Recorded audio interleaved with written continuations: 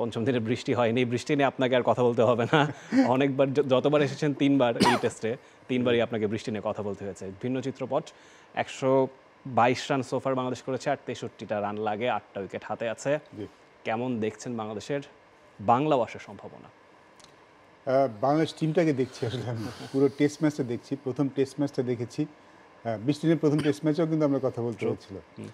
এই সিরিজটা আসলে ওয়েদার ফোরকাস্টটা নিয়ে আমাদের অনেক আলোচনা হয়েছে, অনেক সবাই চিন্তা ভাবনা করেছে। এই টেস্ট ম্যাচের শুরুতেই কিন্তু একটা শঙ্কা ছিল, বাট হোপফুলি এবং সব কিছু ভালোই গিয়েছে।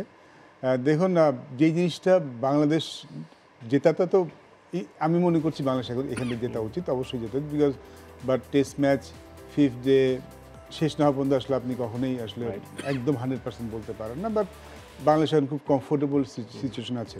এর যখন আপনি 5th ইনিংসে, এই হিস্ট্রি কিন্তু বলেছে এরকম কিন্তু হয়েছে, 4th ইনিংসে ব্যাটিং করতে নেমে রানটা করতে পারেননি, বিকজ সবাই কিন্তু আন্ডার প্রেশার থাকে, ইট হ্যাপেন্স বিফোর। খুব ইম্পর্টেন্ট ছিল ওপেনিং পার্টনারশিপটা, কারণ শুরুতে উইকেট পড়ে গেলে বাকিরা সবাই একটু প্রেশারে থাকে। সব ব্যাটসম্যান কিন্তু আরও প্রেশার থাকবে এই ইনিংসটাতে, 4th ইনিংসটাতে, 5th ডেতে।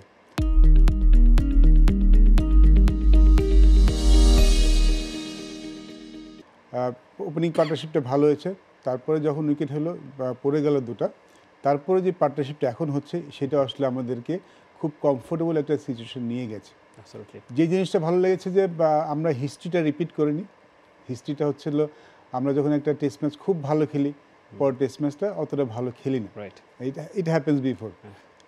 প্রথম টেস্ট, এই টেস্ট ম্যাচের প্রথম ইনিংসে কিন্তু আমাদের অনেকের মনে সেটাই সংখ্যা জেগেছিল, 26 একটা টেস্ট ম্যাচ হেরেছে, জিতেছি, তারপরে আবার এই টেস্ট ম্যাচটা খুব বাজেভাবে শুরু করলাম, আমরা হয়তো আবার একটা রিগ্রেট নিয়ে আসবো যে একটা ভালো একটা খারাপ। বাট সেখান থেকে বাংলাদেশ যেভাবে কামব্যাক করেছে ব্যাটিংয়ে 6 উইকেট পড়ে যাওয়ার পরে, তারপরে বোলিংটা যেভাবে করেছে, বাংলাদেশ দলকে একটা বিশেষ একটা অনেক বড় কংগ্রেচুলেশন দিতেই হবে আপনাকে, because I think they showed that যে কোনো পজিশনে ব্যাট এবং বল হাতে বাংলাদেশ এখন টেস্ট ম্যাচ জেতার মতো পরিস্থিতি তৈরি করতে পারে। আমি through the test match Bangladesh এখান থেকে কী হবে আমি এখনই বলতে চাচ্ছি না, আমি মনে করছি জিতবে, বাট এখনই কনক্লুশন যেতে যাচ্ছি না। But I am very happy, very much satisfied the way Bangladesh played in this test match, প্রথম টেস্ট ম্যাচ এবং এই টেস্ট ম্যাচ অবশ্যই। অ্যাবসলিউটলি, সেক্রেটটা নিশ্চয়ই বাংলাদেশের ব্যাটিং বোলিং দুই ডিপার্টমেন্টে দিতে হবে। নাবিল, আপনার কাছে আসবো। আগের দিন 7 ওভারে 42 রান করে দিনটা শেষ করেছিল দুই ওপেনার। আজকে শুরুটা যদিও অন অ্যান্ড অফ ভালোই হচ্ছিল, 58-এ জুটিটা ভেঙেছে। জাকির 39 বলে 40 রান করেছেন, যেরকম ভাবে খেলা উচিত ছিল সেই রোলটা তিনি প্লে করেছেন, তাকে প্রপার সাপোর্ট সাদমান দিচ্ছিলেন। একদম শুরুতেই 18 ওভারের মধ্যেই দুই ওপেনারকে হারানো, এটা কি আপনাকে খানিকটা দুশ্চিন্তিত করেছিল কিনা? আগে একটু গতকালকার কথা আসতে চাই। হাসান মাহমুদ তিনি প্রেস কনফারেন্সে বলেছেন যদি পুরো দিনের খেলা হতো চতুর্থ দিনে, আপনি শুরুতেই বলছিলেন যে মাঝে মাঝে ভুল করা ভালো বা ওই ভুলগুলো আসলে দেয়। হাসান মাহমুদও কিন্তু বলেছেন যে বাংলাদেশ গতকালকেই খেলা শেষ করতে যাচ্ছে, সে কারণেই জাকির কিন্তু এই ফ্ল্যামবয়েন্ট ইনিংসটা খেলেছেন। 2টা 4 2টা 6, যেই রানটা তিনি করেছিলেন 33-32 রান করেছিলেন 23 বলে, মানে স্ট্রাইক রেট 120-এর ওপরে ছিল। বাংলাদেশ 7 ওভারে গতকালকে 42 রান করেছে। গতকালকে যদি পুরো খেলা হতো সেক্ষেত্রে কিন্তু আরও 40 ওভারে বেশি খেলা হতো এবং বাংলাদেশের পক্ষে গতকালকে ম্যাচটা জেতা সম্ভব ছিল এবং ওটা একটা বার্তা দিয়েছে পাকিস্তানকে।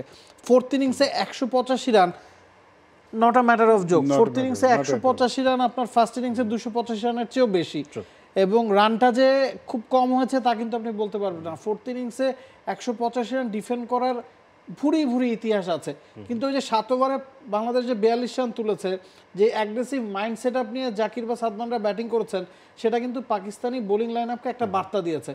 এবং যখন তারা গতকালকে মাঠ ছাড়ছিল, তাদের শোল্ডার ডাউন ছিল, অ্যাগ্রেসিভ বাংলাদেশ থাকাতেই বাংলাদেশ কিন্তু পজিটিভ মাইন্ডসেটের বার্তাটা দিয়েছিল, সেটা আজকেও ধরে রাখা গেছে।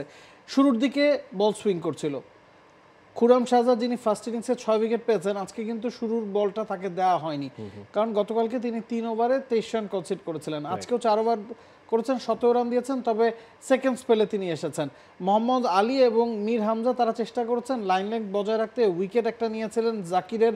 এরপরে সাদমানও যখন আউট হয়েছেন, সাদমান একটা ক্যাচ মিস হয়েছে তার, তো তখন মনে হচ্ছিল যে বাংলাদেশ একটা বিপদে পড়তে পারে এবং 185 রানটাকে অনেক বড় মনে হচ্ছিল, কারণ 100-এর উপর রান, হাতে 8 উইকেট আছে। কমেন্টেটর হিসেবে আমির সোহেল ছিলেন, তখনও বলছিলেন 115 রান তখনও করা বাকি আছে, যখন 2টা উইকেট গিয়েছে, যে লং ওয়ে টু গো। এখন কিন্তু আর সেটা মনে হচ্ছে না।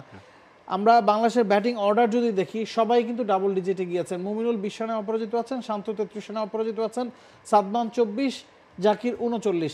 মানে ব্যাক টু ব্যাক উইকেট হারানোর ওই জায়গাটা থেকে বাংলাদেশ বেরিয়ে এসেছে দেখে কিন্তু এখন পজিটিভ একটা সাইড আমরা দেখতে পাচ্ছি। For more updates, subscribe to our YouTube channel and click on the bell icon. Follow us on Facebook and Instagram. Download T-Sports app to enjoy exciting games and highlights. Visit tsports.com.